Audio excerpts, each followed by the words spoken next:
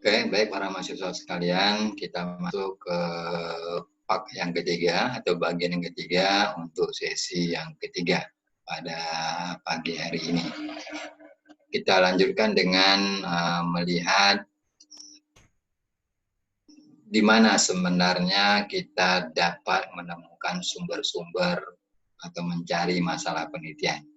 Jadi kita sudah paham betul tadi apa yang kita sebut dengan masalah atau problem risetnya, itu tidak lain adalah kesenjangan antara apa yang diharapkan dengan apa yang terjadi. Kemudian untuk lebih memudahkan kita di dalam rangka untuk mencari masalah-masalah penelitian, tentu ada beberapa sumber yang bisa kita jadikan sebagai dasar kita dalam rangka untuk mendapatkan atau menemukan masalah penelitian. Pertama, orang bisa menggunakan kepustakaan dari buku-buku ajar, dari textbook, dari jurnal-jurnal hasil penelitian yang terdahulu yang relevan dengan bidang ilmu kita, kemudian dari abstrak hasil penelitian orang, kemudian dari sari-sari pustaka yang mengungkapkan berbagai topik-topik yang terkait dengan bidang ilmu kita. Itu sumber pertama untuk mendapatkan masalah penelitian. Jadi nanti dalam rangka untuk membandingkan antara apa yang diharapkan dengan apa yang terjadi, kita bisa berangkat dari kepustakaan-kepustakaan yang ada. Yang kedua bisa juga dari bahan-bahan diskusi. Kalau kita mengikuti berbagai seminar, simposium, konferensi, kemudian berbagai temu-temu ilmiah, itu biasanya yang topik yang dibicarakan itu merupakan topik-topik yang up to date, yang terbaru, terkinian, dan ini bisa menimbulkan banyak persoalan-persoalan yang belum terpecahkan. Nah, di diskusi itulah nantinya muncul hal-hal ataupun isu-isu yang masih menjadi sumber-sumber masalah yang bisa kita jadikan sebagai masalah penelitian. Yang ketiga dari sumber masalah dalam pengalaman sehari-hari. Nah, ini perlu ketajaman kita untuk melakukan observasi atau pengamatan terhadap persoalan-persoalan yang terkait dengan bidang ilmu kita. Tapi bagi Anda atau mahasiswa yang memang sudah bekerja, saya kira mungkin lebih mudah untuk melakukan pengamatan di lapangan atau di rumah sakit atau di tempat-tempat lainnya yang terkait dengan persoalan-persoalan bidang ilmu kita. Sehingga memudahkan kita di dalam menangkap fenomena-fenomena yang nantinya bisa kita anggap menjadi masalah penelitian. Yang keempat juga bisa berangkat dari pendapat para pakar. Ketika melakukan temu ilmiah, kemudian bisa juga kita berdiskusi dengan pakar di bidang ilmu kita, itu tentu bisa memunculkan berbagai persoalan-persoalan yang mungkin tidak kita terpikirkan, tapi pakar mungkin lebih mudah dan lebih tajam di dalam melihat berbagai persoalan-persoalan yang memang belum terpecahkan sampai hari ini. Yang kelima juga sumber masalah bisa kita temukan pada sumber-sumber yang sifatnya non-ilmiah, seperti surat kabar, kemudian surat kabar pun bisa yang hard copy, kemudian surat kabar yang online bisa kita baca setiap hari. Jadi berbagai persoalan-persoalan yang terkait dengan bidang ilmu kita mungkin terpublikasi di sana. Itu menjadi sumber awal kita untuk menemukan masalah. Kemudian itu yang akan kita gali lebih dalam sehingga ini bisa kita angkat menjadi masalah penelitian. Kemudian ini tadi kita dalami sedikit untuk mengetahui bagaimana situasi masalah penelitian kita. Pertama tadi tentu awalnya kita akan melakukan perbandingan antara desain dengan dasolen. Apa yang seharusnya terjadi nanti kita bandingkan dengan apa yang fakta-fakta yang ada di lapangan. Ketika ini terjadi kesenjangan, maka nanti kita timbulkan atau kita munculkan pertanyaan mengapa kesenjangan ini bisa terjadi. Jadi di step yang kedua muncul pertanyaan itu, mengapa kesenjangan ini terjadi? Kalau ini terjadi, nah pertanyaan ini akan memunculkan kira-kira alternatif jawabannya apa? Kalau jawabannya hanya satu saja, sudah pasti jawabannya, maka ini tidak perlu kita lanjutkan dengan melakukan kegiatan penelitian. tapi ada keraguan, belum ada jawaban, ataupun minimal jawabannya lebih dari satu, maka ini perlu dilakukan kegiatan penelitian untuk memastikan dari dua alternatif jawaban itu mana yang betul-betul didukung oleh fakta, didukung oleh data yang nantinya kita kumpulkan di lapangan. Ini kerangkuman dari tahapan pertama tadinya, kita awali dengan membandingkan dua hal tadi antara fakta dengan apa yang seharusnya. Baru kita ikuti dengan pertanyaan tahapan kedua dan tahapan yang ketiga. Nah, itu yang kita sebut dengan identifikasi masalah. Kemudian kita masuk, setelah kita dapatkan masalah, teridentifikasi masalah 1, 2, atau 3 masalah kita temukan, maka kita pilih nanti berdasarkan kriteria Viner itu. Kemudian barulah kita bikin rumusan masalah. Rumusan masalah tujuannya tidak lain adalah menajamkan masalah. Karena masalah yang kita temukan pada awal tadi dengan membandingkan antara fakta dengan yang seharusnya, masalahnya masih bersifat umum. Nah, masalahnya masih global. Makanya perlu ditajamkan, perlu kita fokuskan mana sebenarnya masalah yang nantinya akan kita jadikan sebagai masalah penelitian dari masalah yang masih sifatnya umum itu. Nah, inilah yang nanti pekerjaan kita, bagaimana kita menguraikannya dalam bentuk latar belakang masalah. Nah, latar belakang masalah berbicara tentang apa yang melatar belakangi sehingga kita tertarik untuk menjadikan masalah yang kita temukan itu menjadi sebuah masalah yang perlu dilakukan kegiatan penelitian. Nah, latar belakang masalah inilah yang ditajamkan nantinya dalam bentuk research question, atau yang kita sebut dengan rumusan masalah. Kemudian di dalam membangun atau merumuskan masalah penelitian, yang perlu kita pahami bahwa rumusan masalah adalah sebuah pertanyaan. Jadi rumusan masalah itu adalah sebuah pertanyaan tentang situasi problematik yang timbul dari kesenjangan antara kenyataan atau fakta dengan teori. Jadi ketika kita membandingkan antara fakta dengan teori yang kita jadikan dasar berpikir kita, kemudian membandingkan antara fakta atau kenyataan dengan penelitian-penelitian terdahulu, ini yang kita sebut dengan pekerjaan di dalam merumuskan masalah penelitian. Nah, dengan membandingkan antara teori, antara fakta dengan teori, fakta dengan penelitian-penelitian terdahulu, yang nantinya memunculkan kemungkinan-kemungkinan untuk dijawab, dan terdapat lebih dari satu kemungkinan jawaban.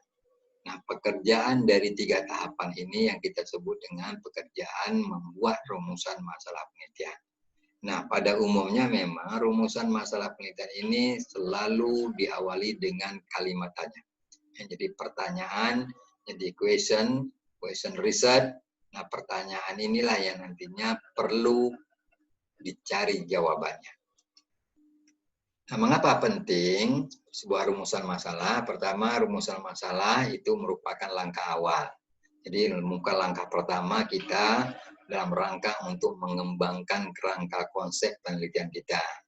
Kemudian sebagai langkah awal untuk membentuk atau mengkonseptualisasi dan mengoperasionalisasikan hipotesis ataupun dugaan awal kita atau jawaban sementara. Kemudian sebagai langkah awal di dalam menetapkan atau menentukan apa kira-kira desain studi atau desain penelitian yang akan kita gunakan nantinya.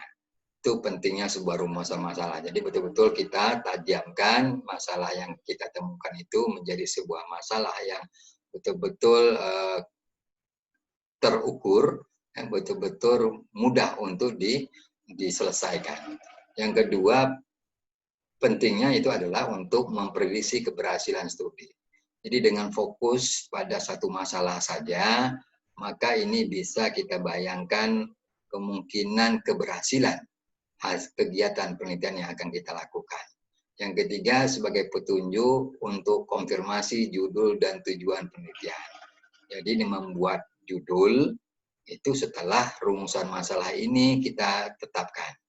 Jadi kita tajamkan dulu rumusan masalahnya, baru nanti kita bikin judul dan judul disesuaikan dengan rumusan masalah. Dan nantinya diikuti dengan membuat tujuan-tujuan penelitian. Yang keempat, itu untuk menilai sejauh mana orisinalitas penelitian ini berbicara tentang kebaruan dari masalah yang akan kita teliti. Atau dalam kriteria apa ini kita sebut dengan novelty. Yang kelima, untuk memprediksi kira-kira apa hambatan yang akan dan mungkin akan kita hadapi ketika kita melakukan proses penelitian yang kita kerjakan nantinya. Jadi dengan merumuskan masalah, maka kita sudah meminimalisir 5 hal yang penting di dalam kegiatan-kegiatan berikutnya, yaitu untuk mengembangkan kerangka konsep, operasionalisasi hipotesis, kemudian menetapkan apa desain yang akan kita gunakan untuk memprediksi keberhasilan studi, sebagai petunjuk untuk konfirmasi judul dan tujuan penelitian, untuk menilai sejauh mana orisinalitas penelitian, dan untuk mengetahui kira-kira apa saja hambatan yang akan kita temui ketika penelitian ini kita kerjakan. Nah, syarat-syarat di dalam merumuskan masalah itu ada 4 yang perlu kita pahami bersama. Pertama, harus dikemukakan dalam kalimat tanya atau kalimat integratif. Jadi, itu pertama ya, kuncinya adalah biasanya atau secara umum kebanyakan orang menggunakan kalimat tanya. Yang kedua, substansi hendaknya bersifat khas, jadi tidak ambigu, tidak non ganda atau tidak ganda. Substansinya betul-betul tajam, kemudian tidak memiliki makna ganda. Yang ketiga, bila terdapat banyak pertanyaan yang akan kita buat, sebaiknya masing-masing pertanyaan itu kita pisahkan dengan menggunakan poin-poin. Yang keempat, perumusan masalah sebaiknya menggambarkan hubungan fungsional antara variabel-variabel yang terdapat di dalam penelitian kita. Jadi pertanyaannya tentu pertanyaan yang menggambarkan hubungan secara fungsional antara satu variabel dengan variabel lainnya. Saya ambil contoh di sini, ini kalimat redaksi saja, biasanya orang menggunakan redaksi yang sudah baku, berdasarkan uraian dalam latar belakang. Jadi diawali dengan latar belakang, nanti kita cerita di proposal, latar belakang dulu, 1 atau 2 halaman, kemudian nanti ditutup dengan membuat sub rumusan masalah. Jadi berdasarkan uraian dalam latar belakang masalah di atas dapat dirumuskan masalah penelitian ini sebagai berikut. Ini contoh saja ya. Apakah ada pengaruh hemoglobin atau Hb pada pemeriksaan CT scan abdomen? Jadi ini diawali dengan kalimat tanya apakah. Apakah ada pengaruh hemoglobin Hb pada pemeriksaan CT scan abdomen? Nah, dari pertanyaan rumusan masalah ini, itu yang akan kita kembalikan pada 5 hal penting tadinya. Apakah mungkin bisa kita selesaikan? Apakah bisa kita menggambarkan data atau lainnya? Kemudian yang berikutnya, kita sedikit melihat ciri-ciri rumusan masalah yang baik. Pertama, pernyataan permasalahannya. Dari sisi pernyataannya, pernyataannya berbentuk kalimat tanya atau risk question. Yang kedua, menggambarkan hubungan 2 atau lebih dari fenomena yang terukur. Yang kedua dari aspek kelayakan atau visibility. Pertanyaan penelitian ini kira-kira bisa nggak kita jawab dengan melakukan kegiatan penelitian. Yang kedua, bisa dilihat dari pertimbangan biaya dan waktu yang akan kita kerjakan di dalam menjawab pertanyaan penelitian ini. Yang ketiga, dari aspek kelayakan, tingkat pengetahuan dan keterampilan yang kita miliki sebagai peneliti untuk menjawab pertanyaan kita. Sudah mampukah kita? Itu yang menjadi pertanyaan nantinya, supaya ketika ini sudah kita jalankan, kita jangan bola ke belakang lagi, balik ke belakang ya. Kemudian daya dukung fasilitas dan sumber lainnya. Jadi perlu diperhatikan juga sarana, kemudian alat yang kita gunakan. Ada nggak alat ukur yang bisa kita pakai untuk mengukur masalah yang akan kita teliti itu. Jangan-jangan tidak ada di Indonesia. Maka ini menjadi kendala nantinya ketika ini sudah kita jalankan. Yang ketiga, berdasarkan aspek kontribusi. Apakah masalah yang kita angkat itu atau rumusan masalah yang kita sudah buat itu memiliki kontribusi terhadap pengembangan teori-teori baru, atau dia nanti sebagai penyumbang di dalam perbaikan metodologinya, metode penelitian. Atau juga ada nggak kontribusinya terhadap manfaat dan implikasi secara aplikatif terhadap di tengah-tengah masyarakat. Yang keempat, dari sisi originalitas. Apakah masalah yang diangkat ini merupakan masalah yang berulang-ulang, masalah yang sudah banyak diteliti orang. Kemudian bagaimana originalitas kerangka konsepnya? Apakah kerangka konsep ini mengadop kerangka konsep yang sudah dikerjakan orang? Kemudian pendekatan-pendekatan yang digunakan lainnya, ini juga menjadi pertimbangan. Sekira demikian saja untuk sesi yang ketiga, part yang ketiga ini.